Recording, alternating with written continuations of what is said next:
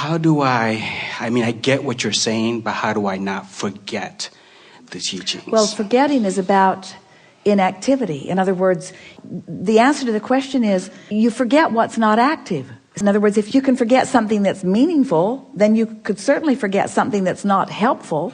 So you could say, I'm really good at forgetting. It's just a matter of what your attention is turned upon. In other words, in this physical world, it is really logical that you would give a lot of your attention to what's going on around you. And when you're giving your attention to what's going on around you, you're sort of forgetting who you really are. In other words, if you're living financial shortage and it's vivid and the bills are coming in and people are hounding you and you're uncomfortable about it, it's easy to keep that active, and it's easy to forget prosperity under those conditions, because you can't live prosperity and lack of it at the same time, you see. So let's give a definition to forgetting and remembering. Let's call it what it really is. It's an active vibration or an inactive vibration. Esther has been noticing what she is calling a phenomenon in her own experience, where she'll be almost ready to move down an unnecessarily unpleasant path, thought-wise, and the thought will go right out of her head.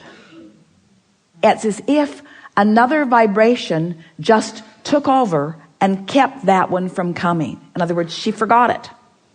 It's all about focus. And we know in this situation, you're wondering why you could forget something that is beneficial, but it's all about focus. If you've got not enough money active in your vibration, then you are essentially forgetting how to be prosperous.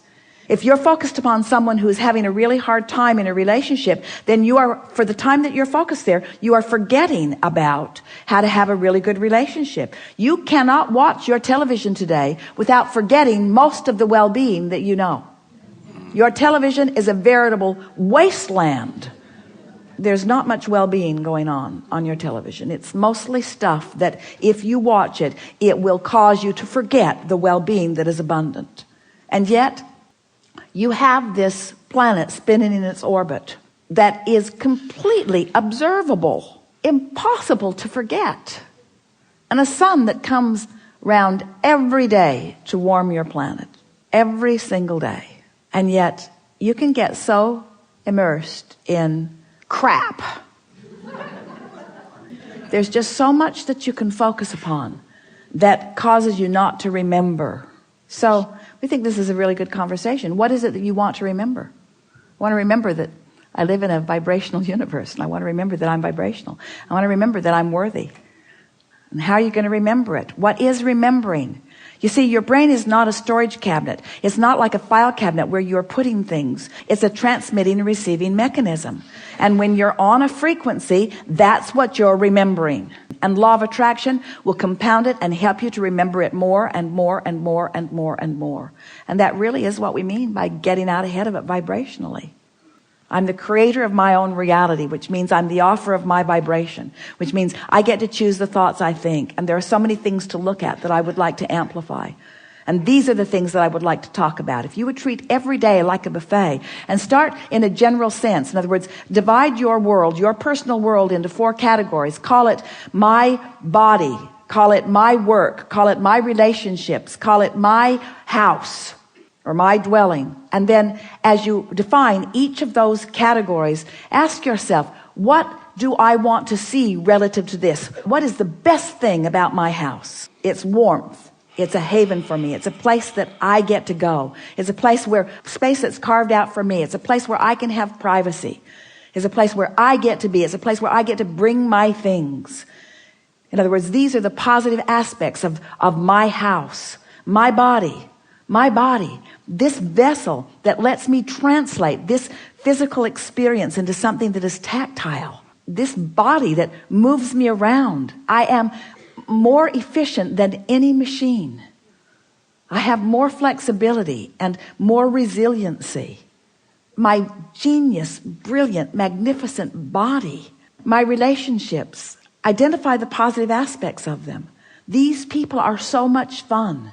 These people are so nice to be with. These people have created this environment. These people are managing this environment. These people are making the beds and cooking the food and fixing the highways. These people, so many people to appreciate.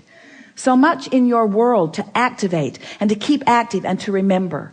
And so much of your world that really isn't worth keeping activated. It served its purpose. It showed you what you wanted. The step oneness of it is now done. It's no longer of advantage to you, you see.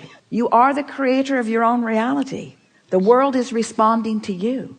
Everyone that you interact with is a co-creator in the vibration that you've got going on. And there are no mistakes ever, ever, ever, ever, ever. There's never a vibrational mismatch. Law of attraction is definite and kind and consistent.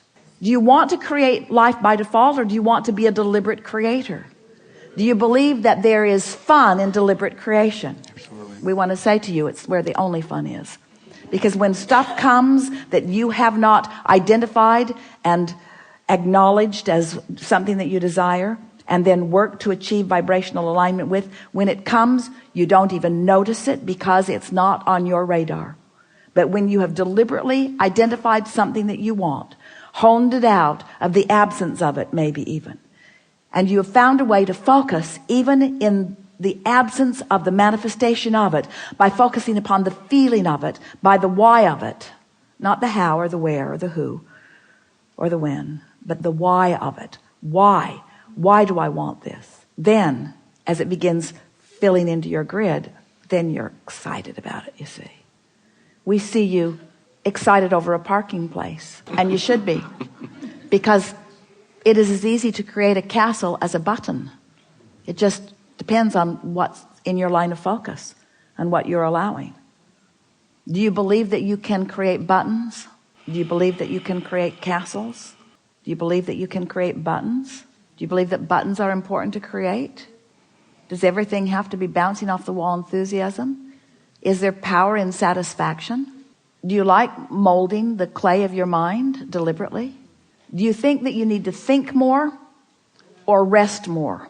Do you think that you need to try harder or try less? Do you associate trying with action or thinking? Do you need to try to think better thoughts? Do you need to try to think better thoughts, or do you need to relax into better thoughts? Will the better thought come in the relaxation? Do you think that you get more done with your long list of things you need to do, or do you get more done by allowing yourself more leeway? If we were standing in your physical shoes, we would decide to be lazy. We would decide to be lazy for a little while, because in your giving yourself permission to be lazy, you're giving yourself permission to allow your grid to fill in with everything that you've already chosen and put into your vortex. The word lazy has an unpleasant connotation, doesn't it? Because it's humans measuring themselves against other humans based upon a flawed premise.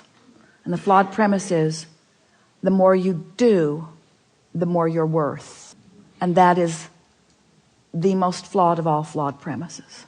I'd like to give you the premise that is at the basis of your universe. The better you feel, the more you allow. You could not be more deserving. You came as deserving beings into this time-space reality with powerful and clear intent. You've been mixing it up with others and defining what's important, not only to you personally, but important to you on behalf of others. You've included in your vortex a desire for the well-being of far more than your personal self. But it is necessary for you to tend to the well-being of your personal self in order to be a productive advocate for the well-being for anyone else. In other words, you cannot give, or you cannot extend, or you cannot punctuate, or you cannot accentuate, you cannot assist anything that you are not already feeling. Which means, if you are wanting in an altruistic way to be of advantage to everyone you know, you first have got to find a way to be of advantage to yourself. Which means you want to carve out more time to be nicer to yourself, more private time, more time under the bridge, more time where others are not telling you what to do, more time when you are satisfying your own personal intention for things.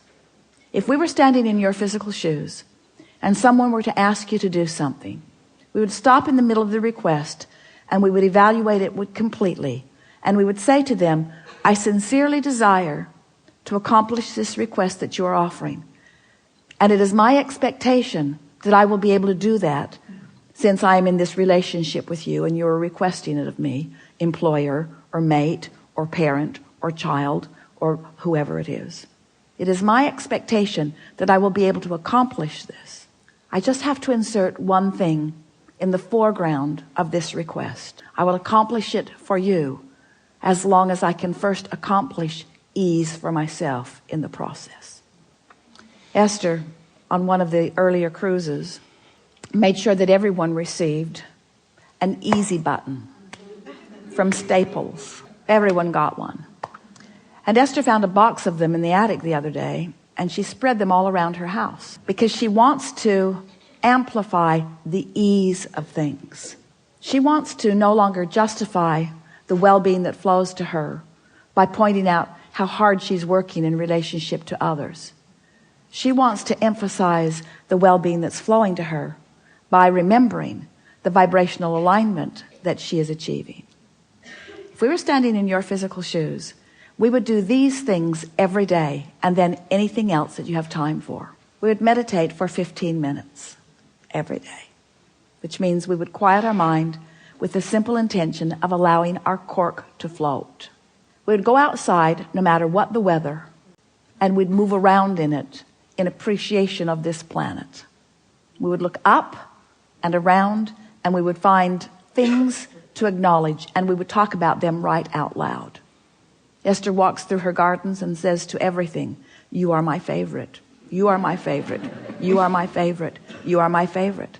You are my favorite stone on the pathway. You are my favorite bird in the tree. You are my favorite flower in bloom. You are my favorite flower not in bloom. You are my favorite tree. You are my favorite bush. You are my favorite frog. You are my favorite frog. You kept me awake all night, but you are still my favorite frog. In other words, so first thing, meditate. Second thing, spend more time outside. Third thing, we would buy a notebook. We would call it My Book of Positive Aspects. And we would fill at least 3, 4, 5 is even better, pages of positive aspects. 5 different subjects, and write the positive aspects of it. Training your vibration into that upward place. And then there is one last thing that if we were standing in your physical shoes, we would do every single day. We would look upward and outward. It's best if you do it outside or standing at a window. And we would acknowledge that there are universal forces that are focused right at you. We would acknowledge by calling it by name, if you have a name that you like, and we would say, I acknowledge that I am the object of your positive attention, and I'm appreciating your continual gaze on behalf of my well-being. And today, no matter where I am, no matter where I am going, no matter what I am doing, and no matter who I am doing it with, I will be in conscious awareness that you too are there with me, appreciating me, supporting me, assisting me, acknowledging me, inspiring me, guiding me, having fun with me, acknowledging me, supporting me, assisting me, inspiring me, helping me, guiding me, aware of me, loving me, showing me, inspiring me, guiding me, helping me, uplifting me, showing me. Get into an endless loop of that acknowledgement and watch what begins to happen in your life as soon as this day. Your vortex is filled to the brim with specific requests that you have put there and that you are deserving of the realization of. And it's time for those realizations to be flooding into your experience at a rate that will astonish those who surround you. It's time for you to remember what you've put there and to bring it forward active into your today experience.